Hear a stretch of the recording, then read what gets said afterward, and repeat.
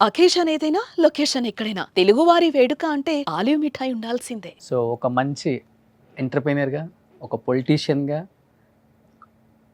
ఎలా అనిపిస్తది రూపా గారి సక్సెస్ చూసినప్పుడు యాస్ ఎ ఫాదర్‌గా?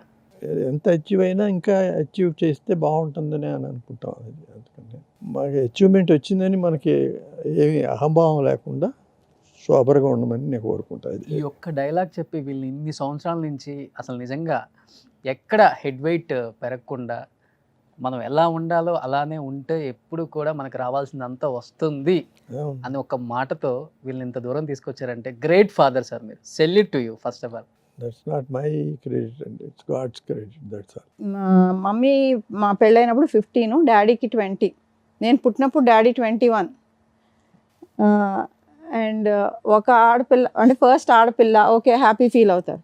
సెకండ్ కూడా ఆడపిల్ల అని చుట్టాలు ఫీల్ అయి ఉండొచ్చు. థర్డ్ కూడా ఆడపిల్ల అని డాడీ ప్రతిసారి అదే హ్యాపీనెస్తో నాకు నాకు సరస్వతి, లక్ష్మి, పార్వతి నాకు ముగ్గురు ఇంట్లో పుట్టారని అంత సెలబ్రేట్ చేసుకున్నారని మేము విన్నాం. కానీ మమ్మీని అడిగితే మమ్మీ అన్నా కొంచెం అన్నా అయ్యో నాకు అంటే ఇంకా ఒకసారి అన్నా ఇంకొక నెక్స్ట్ కొడుకు కావాలి అన్న ఒక ఫీలింగ్ ఎక్కడన్నా ఉండేదేమో అన్నారు. కానీ డాడీ ప్రతిసారి అంతే హ్యాపీగా ఉండేవారంట. ముగ్గురులో కాంపిటీషన్ అనేది చిన్నప్పటి నుంచి లేదండి. అంటే చాలామంది క్యాజువల్గా మాట్లాడతారు బయట. గోల్డెన్ స్పూన్, సిల్వర్ స్పూన్లో పుట్టిన వాళ్ళకి, డైమండ్ స్పూన్లో పుట్టిన వాళ్ళకి ఏం తెలుసు వాళ్ళకి, బయట ప్రపంచంలో జరిగే బాధలు ఇవన్నీ పట్టించుకుంటారా అని పెద్దగా ఎవరిని కూడా ఎంకరేజ్ చేయరు అంటారు. బట్ మీ దగ్గర నాకు బాగా నచ్చింది, గ్రీన్ తత్వ పెట్టి ఆర్గానిక్ ఫార్మింగ్ చేపిస్తూ కొన్ని వేల మంది రైతులు బాగుపడాలి, ఆర్గానిక్ ఫార్మింగ్ చేయాలి అని. అసలు అది గ్రేట్ మేడం. అది అది అంటే మీరు తీసుకున్నారా, అది నాన్న దగ్గర నుంచి మీరు అలవాటు వచ్చింది అది మీకు? మాకు తాతగారికి వ్యవసాయం బాగా ఇది ఉండేది, రైస్ మిల్స్. సో ఆ ఇంట్రెస్ట్ బాగుండేదండి వ్యవసాయం పట్ల, రైస్ మిల్స్ పట్ల. అంటే ఆ ఇంట్రెస్ట్ చిన్నప్పటి నుంచి చూసి పెరిగాం కాబట్టి అది ఉండింది. వాతావరణానికి కానివ్వండి, వనరులు క్రియేట్ చేయటంలో కానివ్వండి, ఎవ్రీథింగ్ చూసుకుంటే దిస్ వాజ్ ద బెస్ట్. నా బ్యాగ్ అంటే యాన్సెస్ట్రల్గా ప్లస్ ఫ్యూచర్ జనరేషన్స్కి ఎన్వైర్న్మెంట్గా చూసుకుంటే sustainability, farming was the most closest to my heart.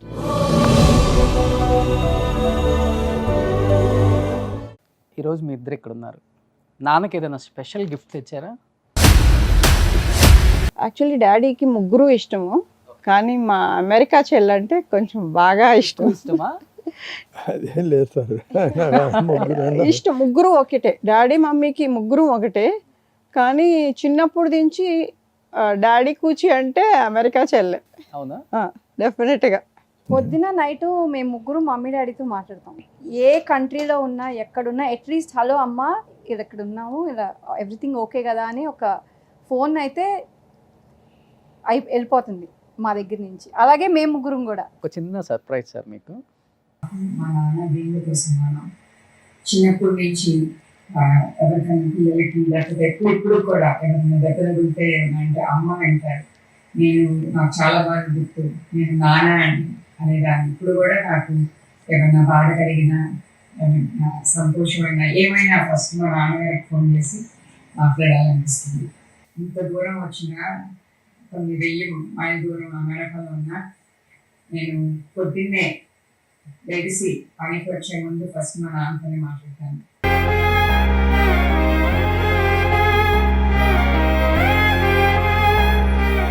Super. ఇప్పుడు పిక్చర్ పర్ఫెక్ట్గా వచ్చింది.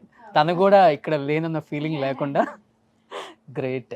Have to thank you Roshan గారు. మాకు మా నాన్నగారు ఎంత ఇంపార్టెంట్ అండ్ మాకు ఏంటి మా లైఫ్లో అనేది మీ ద్వారా ఇవాళ వీఆర్ ఏబుల్ టు ఎక్స్ప్రెస్. ఎలా అయినా నాన్న మీద ప్రేమ ఇప్పుడున్న జనరేషన్స్ కూడా తెలియాలి. ఇప్పుడంతా ఎలా అయిపోయిందంటే హై బై అయిపోయింది. కానీ మీరు 45 ఇయర్స్ నుంచి ఈ రోజులకు కూడా ఎక్కడికి వెళ్ళినా, ఏ కంట్రీలో ఉన్నా మార్నింగ్ ఒకసారి నాన్న తిన్నారా, ఎలా ఉన్నారు, ట్యాబ్లెట్స్ వేసుకున్నారా, ఆరోగ్యం జాగ్రత్త, అంతా ఓకే కదా, ఇలా అడిగే. అంటే అది లేకపోతే ఇంకా వాల్యూ మీనింగ్ ఏముంది అండి లైఫ్కి?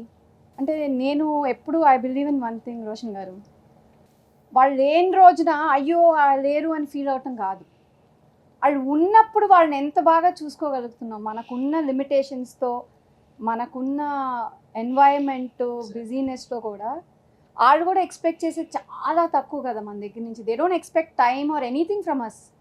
వాళ్ళల్లో ఎక్స్పెక్ట్ చేసేది ఒక ఫోన్ కాల్, ఓ మేము ఉన్నాము, మమ్మల్ని మర్చిపోలేదు పిల్లలు, మేము గుర్తున్నాము అని ఒక కంఫర్ట్, ఎమోషనల్ కంఫర్టే మన పేరెంట్స్ మన దగ్గర నుంచి ఎక్స్పెక్ట్ చేస్తారు. అండ్ అది కూడా ఇవ్వలేనంత బిజీగా అయితే ఎవరం లేవు. సో బృందా గారు, నాన్న అంటే అంత అటాచ్మెంట్ మీకు. నాన్న నా పక్కన ఉంటే బాగుండు, ఇప్పుడు లేరే అని ఏడ్చిన సందర్భాలు ఎప్పుడన్నా ఉన్నాయా? నాన్నకి చెప్పండి ఏదైనా. యాక్చువల్లీ మా బేస్ చెన్నై కదా, అవును. చెన్నైలో సెటిల్ అవుదాం అనుకుని మళ్ళీ రీలొకేట్ చేసుకున్నారు హైదరాబాద్కి. ఎందుకంటే మేమిద్దరం హైదరాబాద్లో సెటిల్ అయిపోయాం. సో ఇనీషియల్గా డాడీ చెన్నైలో ఉందాం అనుకున్నా కూడా we kind of convinced him అనమాట. లేదు నాన్నగారు, మీరు హైదరాబాద్లో ఉంటే మాకు పక్కనే ఉంటే it's easier to attend to their needs and look after things that they need. So అలా లైఫ్ కూడా చాలా, ఐఎమ్ వెరీ గ్రేట్ఫుల్ దట్ అలా ఎంతోమందికి ఆ అదృష్టం ఉండదు కదా.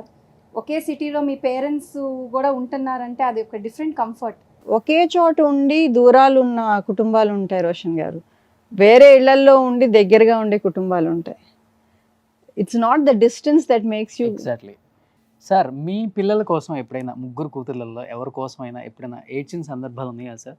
నేను ఎప్పుడు ఏడవాల్సినంత అవసరం ఎప్పుడు చిన్నప్పటి నుంచి రాలేదు. హెల్త్ విషయం కావచ్చు, లేకపోతే ఏదైనా ఇంకోటి, సరే ఇంకోటి, సార్, ఇంకోటి. I have confidence on God sir. I'm God believer. So కాసేపు కొంచెం ఇదిగా ఉంటుంది, బట్ ఆటోమేటిక్గా అది తగ్గిపోతుంది. బట్ నాన్న మీకోసం పడ్డ కష్టం అంటే ఏమైనా ఉందా లైఫ్? చాలా ఉన్నాయండి, చాలా ఉన్నాయి.